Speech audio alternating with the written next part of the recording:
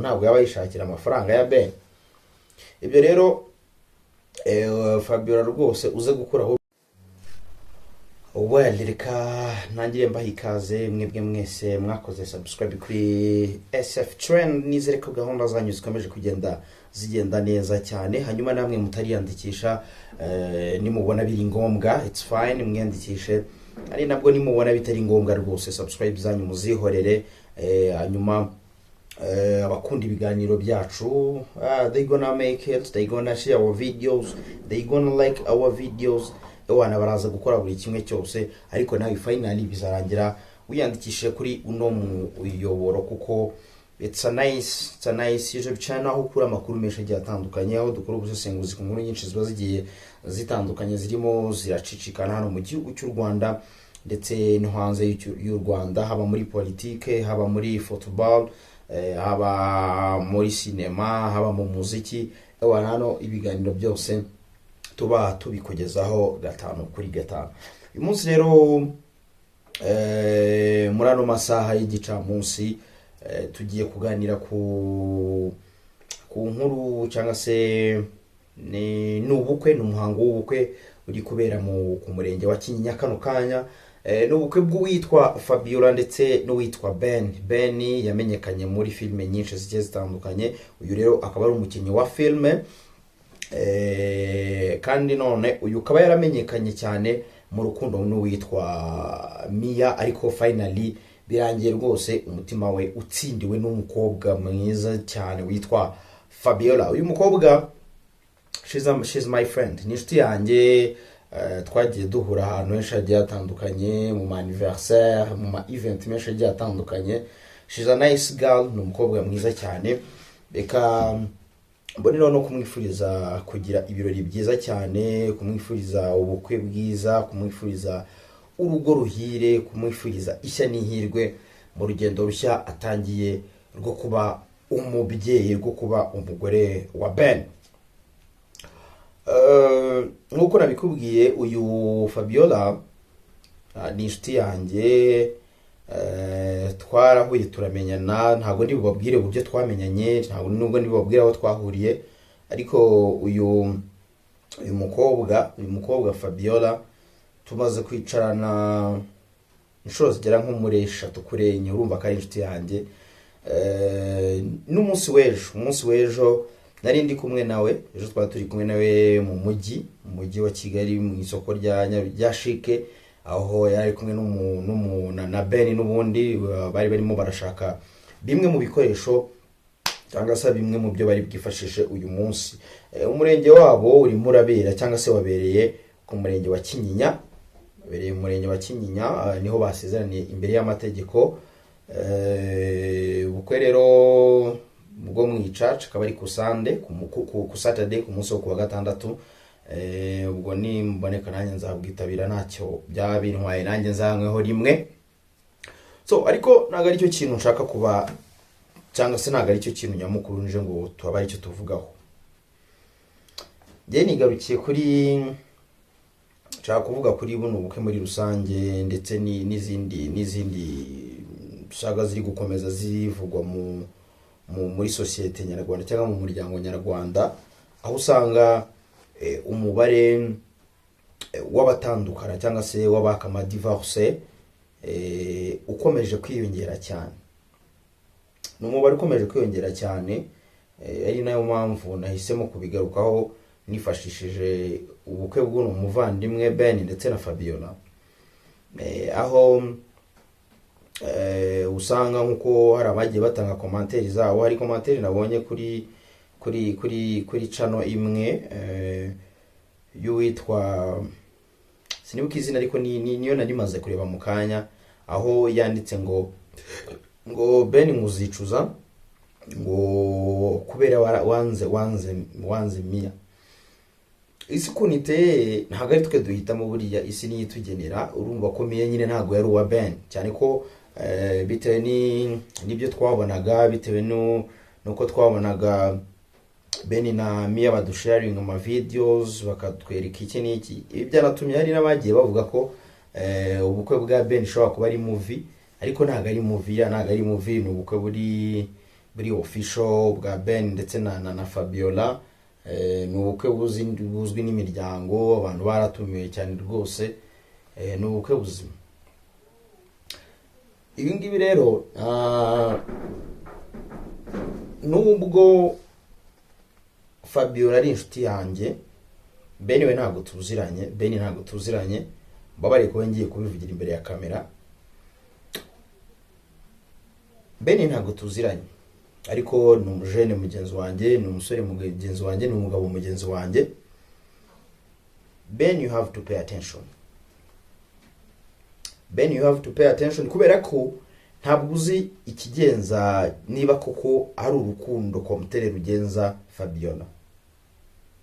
Kandi ikindi nizere ko wafashe umwanya uhagije wo kwiga Fabiola, kuko niba atari ibyo, I'm telling you, ntabwo ndi kukubwira ngo muzasenya kuko sinjye ugena uko abantu bazabana siniki, ariko byaba byiza warabanje ugafata umwanya nkuko wari umaze kumenya Mia, akaba ari nacyo gihe wafashe ukabanza ukamenyana na Fabiola, ukamenya umuryango, ukamenya iki byose, kuko sometimes muri izo ngo dusanga zirimo zirasenyuka usanga abantu harimo guhubuka. Ushobora gusanga Ben nawe yarahubutse cyangwa se Fabiola yarahubutse, kubera ko amakuru y'ibyamamare aba ari ku karubanda kwa, nkuko wumva ko ubuzima bwa Ben benshi twari tubuzi, ibyo banyuragamo byagiye banyuramo na Mia twarabibonaga, videos bakoraga twarazibonaga, films yagiye akina twarazibonaga. Akenshi nubwo life yabo isa naho bashaka kuyikeeping us like nkaho ari private life, ariko bijya kurangira finally ubuzima bw'ibyamamare bugiye ku karubanda. Niyo mpamvu rero bitandukanye n'abantu basanzwe, kuko umuntu usanzwe n'ubundi ubuzima bwe buba buri private, nta muntu ukeneye kumenya ngese ngo uyu muntu abayeho gute, cyane ko Fabiola ni umuntu usanzwe, ni umukobwa uri aho ushakisha nk'abandi bakobwa bose. Ariko Ben yari umukinnyi wa filime nyarwanda, arazwi, urumva ko ubuzima bwe ntago commentary, ntago buri prive cyane, ntago buri hidden cyane nk'ubwa Fabiola. Na benshi ushobora gusanga wenda n'abatashye ubwo ari bwo bwa mbere babonye nka Fabiola, ushobora nabo bwa mbere babonye Fabiola. Ça signifie ikiri Ben n'ikiri Fabiola hakagombye kuzamo gushishoza cyane, ariko icyo nuba gikeneye cyane ni ukumenyana cyane. Yes, ntabwo ushobora kwiga umuntu ngo umumenye, ariko hari criteria zimwe na zimwe ushobora kuba uzi ku muntu, wenda ukaba uvuga ni se Ben yanywa inzoga, ariko se asinda gute, se Fabiola anywa inzoga, se yazinywe bigenda bite, ibyo byose ukaba ubizi ku muntu mugiye kubana. Ariko none ikintu cya mbere ugomba kwitondera bwa Ben, ese Fabiola yaje mu buzima bwawe ashaka iki? Ni urukundo rumugenza? Eske ni amafaranga ashaka? Eske aje kuko yarahisemo kubana nawe, cyangwa arishakira ubutunzi, arishakira imitungo, ibyo wakoreye mu myaka yose umaze muri sinema nyarwanda?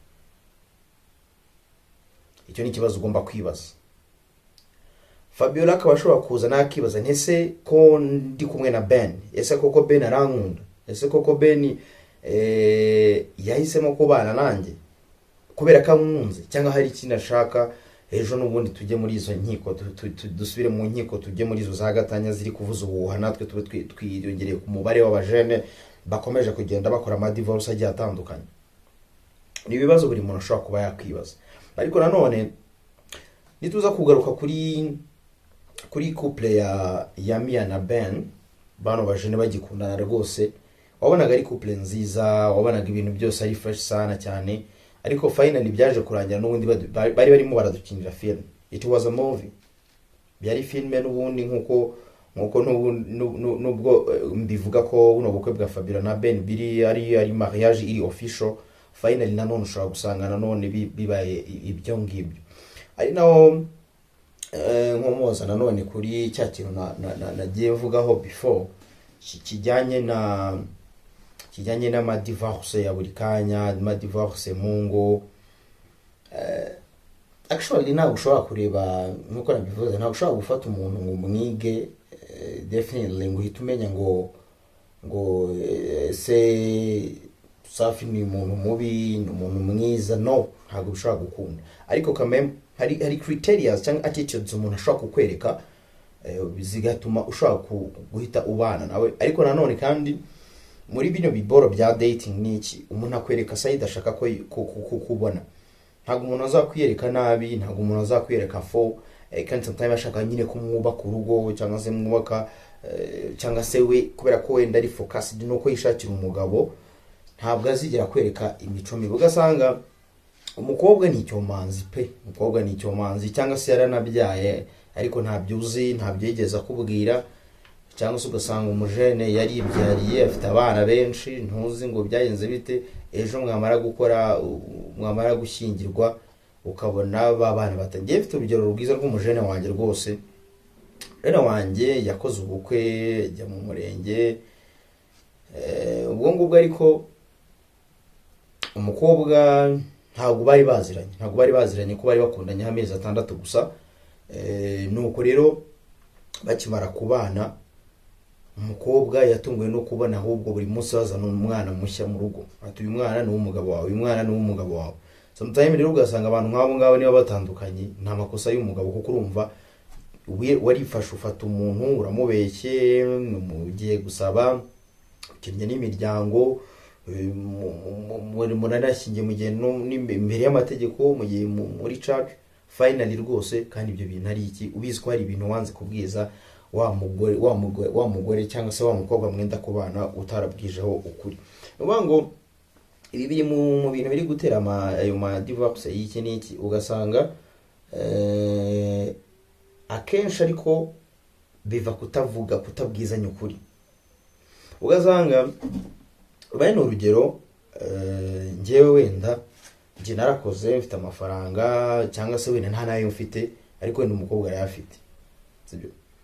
Kubera ko ngewe nshaka kwigarurira umutima wa mukobwa, nzamwereka ko mukunze kandi ntamukunze, ngiye nishakira ibiceri. Ejo ninsanga bya biceri bidahari, cyangwa se ngasanga wenda narashegeye ibiceri kandi ari nabyo ari bya bindi by'abakobwa, kuko umukobwa ashobora kuba afite 100,000 ukagira ngo ni miliyoni, finally rwose nzahita nicira isheni, nzahita nikomereza rwose. Nidushaka tujya no muri izo nkiko batandukanye, n'ubundi ko ibyo naje nshaka ntabyo nzaba narabonye. Iki ni ikintu ngenda gishinja, reka mvuge ko nagishinja leta. Urifashe ufashe umujene, reka no muri nongeye nifatira urugero rwa Ben. Ufashe umujene nka Ben, yarakoze imyaka amaze muri cinema, wenda ashobora kuba yaranubatse n'akazu ke keza se, niyo yaba nakodesha, which is fine, wenda yifitiye nka moyen de transport. Uhisuza umwumvisha ko agomba gusezerana na Fabiola ivanga umutungo risesuye. Eske usezeranije umuntu ko bari busezerane n'undi ivanga umutungo risesuye, eske uwo banje kumenya ibyo wa muntu, ibyo Ben afite n'ibyo Fabiola afite mbere yuko ufata uwo mwanzuro kuri ubasezeranye? Ibyo bintu wabanje kubimenya. Ntabwo uri bufata umuntu watangiye gukora amaze imyaka 10 akora, yifitiye imitungo ye, afite ibyo yagezeho, afite amakonte ye, afite amafaranga, ngo nurangize ngo abo bantu uhita ufata gutya, uhita ubahuza, ngo uhita ubasezeranya, ubahite bavanga imitungo. No, ibi bintu ntabwo bizakunda. Niyo mpamvu rwose ku kintu kijyanye na divorce cyo navuga ko n'abasezeranya abo bantu harimo kugiramo intege nke cyane. Iki ni ikintu nakivugira ngewe nasaba babishinzwe, nkuko bahagurukiye ikintu bita ibyuma. Ndibaza ko nta cyumweru byafasha kugira ngo ibyo bintu bize kuba byajya mu buryo. Ni nako leta yakagombye kwicara ikongera ikiga ku muryango. Uri umuryango sinzi mba navuga ko Satani yawuhagurukiye, ariko umuryango rwose, societe ifite ikibazo gikomeye cyane mu ngo zikiri nshyashya.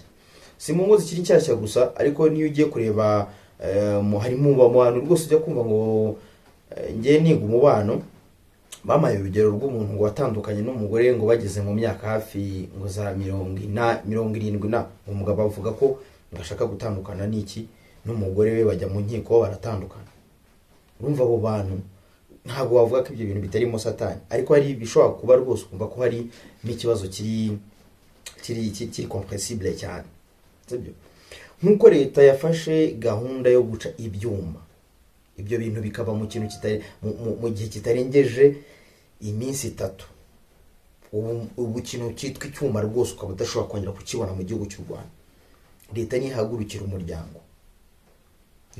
umuryango, ihaguruke yigisha abantu bumva icyo bita umuryango icyo ari cyo, kuko ejo cyangwa ejo bundi finally rwose umuryango uzacika mu Rwanda, uzarangira rwose ingo zose zibaye gutya. Ariko leta nihagurukira icyo kintu, yigisha bagiye kubana, bafata igihe gihagije cyo kubigisha, bumvisha abantu akamaro k'umuryango, bumvisha abantu uburyo bwo kubana, kuko sinumva ukuntu ushobora kwifata ukajya gufata riske, kuko mu byemezo bikomeye muri buno buzima, mu byemezo biruta ubwiyahuzi buruta ubundi no gusinya ko ugiye kubana n'umuntu iteka ryose kugeza ku munsi w'urupfu, ugasinya ko mu bihe byiza ibibi, mwabyara mutabyara, mwarya mwaburara, mwakina mwakira, uzaba uri kumwe n'uwo muntu. Nta cyemezo na kimwe uzafata mu buzima bwawe uri umusore cyangwa umukobwa, nta cyemezo uzafata kirenze kuba ikintu kiri danje nko gufata icyo cyemezo. Wagafata icyo cyemezo ukicaza imiryango iki byose, ariko wowe nyamara utabirimo. Leta nihagurukira iki kintu, ndetse n'ababijyamo babizi neza, pana kumva kugendera mu kigare cyangwa se kugendera mu gushaka inonye, yes kanaka afite imitungo, nzabaho neza n'iki, wapi. Hari ingo nyinshi zifite amafaranga, zifite ibiceri bro, ariko zitaryama, zidasinzira, nta mahoro. Kuri njye n'umubyeyi bigeze kumbwira ati jewe ati mfite imodoka, umugabo wanjye afite akazi keza, atariko Imana aho kugira nkomeze mbeho gutya, mbujijwe amahoro n'umugabo nashatse nkagenda nkabana nawe, ati iyi Imana ingira neza nkabana n'umufundi cyangwa se n'umuyede, ariko uzampa amahoro, kubera ko ntabwo ushobora kugura amahoro. Nicyo kintu cya mbere gishobora gutesha umutwe muri buno buzima, finally bikarangira rwose waniyanze, ugahinduka umufilozofe w'umusazi. Kubera ko iyo ushatse umugore ntibigende neza, finally nyine hituhinduka umufilozofe w'umusazi. Niko witwa Socrates yavuze ngo iyo ushatse umugore utaguha amahoro, nga kenshi uhinduka umufilozofe w'umusazi. N'ahandi ujya kubona ukabona umuntu arimo aragenda arimo ariganiriza mu nzira, ukibaza ibyari byo bikagucana. So icyo nakisabira leta rero, nihagurukire umuryango wongere umuryango, izo divorce rwose ziri kuvuza ubuhuha zigabanuke muri societe nyarwanda. So reka ndagize ikiganiro mbifuriza kugira ibihe byiza cyane, ari nako nanone ameza kubwira ikiri Ben ndetse n'ikiri Fabiola kugira ibirori byiza, kandi ibyo mwiyemeje rwose mumenye ko ari urugendo utoroshye, ariko Imana izabashyigikira kandi muzabyara akobwa na hungu. Mukiraho itandukaniro rya commentaire nagiye mbona, bamwe bavuga ngo Fabiola arishakira amafaranga, abandi hari n'umuntu wigeze kunyandikira mu minsi yashize yarimo arabana se ko Fabiola ari inshuti yawe, ko bimeze gutya na gutya, tubu ntabwo yaba yishakira amafaranga ya Ben. Ibyo rero Fabiola rwose uze gukuraho urwo rujijo, ugenda ukunda umugabo wawe, nawe agukunde, umugandukire rwose. Izo commentaire ziri negative ziveho, ziri negative, those negative comments rwose uzica amazi hanyuma ugende wubake urugo rwiza ubyare kobwa nahungu. Abantu turagushyigikiye kabisa, nta kindi nabasha kuba narenza kuri iyo nkuru. So reka mbifurize kugira ibihe byiza cyane mwebwe mwakoze subscribe kuri SF Trend. Reka mbifurize komeza kugira ibihe byiza cyane, hanyuma namwe mutariyandikisha nicyo gihe kugira ngo mwiyandikishe kuri SF Trend kugira ngo tujye tubana mu makuru menshi agiye atandukanye abari kugenda acicikana hano ku mbuga nkoranyambaga zigiye zitandukanye. Inkuru zo ni nyinshi, amakuru ni menshi, ibiganiro ni byinshi. Icyo usabwa ni ukwiyandikisha kandi ugakana kuri notification bell kugira ngo tujye tubana mu biganiro byinshi mba nateguye hano kuri SF Trend. Reka nkwifurize ibihe byiza, ibiganiro byinshi nakagaruka. Shalom shalom.